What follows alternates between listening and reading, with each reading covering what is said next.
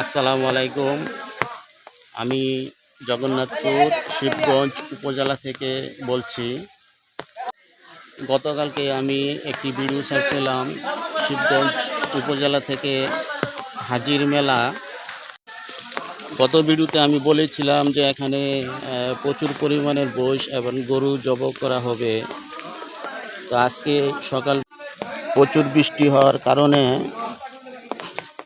গরু এবং মোষ জবাই করা অনেক দেরি হয়ে গেছে। আপনারা দেখতেছেন যে প্রচুর পরিমাণের বৃষ্টি হয়েছে, এখনও বৃষ্টি হচ্ছে। এখানে একটি মোষ জবাই করা হয়েছে, তারপরে আরেকটি মোষ এখানে জবাই করা হয়েছে, আপনারা দেখতেছেন।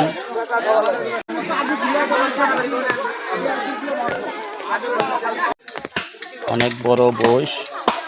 এখানে হাজির মেলা উপলক্ষে এখানে এই মোষ এবং গরু জবাই করা হচ্ছে। প্রচুর বৃষ্টি হওয়ার কারণে অনেক বৃষ্টি হয়েছে, সেই জন্য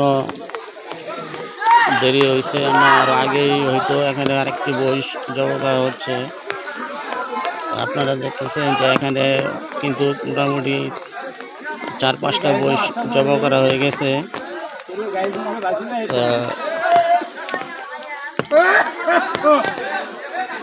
প্রচুর বৃষ্টির কারণে মোষগুলো জবাই করা অনেক দেরি হয়েছে।